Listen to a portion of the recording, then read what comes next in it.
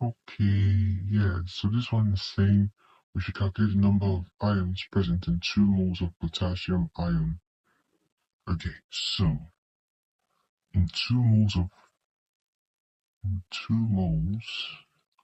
of potassium ion, which is that, calculate the number of ions present. 1 mole of potassium ion is a quantity of potassium ions, and that quantity contains about 6.022 times 10 raised to the power 23 of the small ions there of potassium. Okay, so it means that if we now have 2 moles of K plus ions, then it should contain X, right?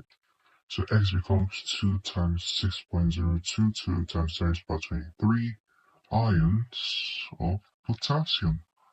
And that becomes 1.2044 times 10 raised to the power 24 K plus. And that's it, guys. That's the end.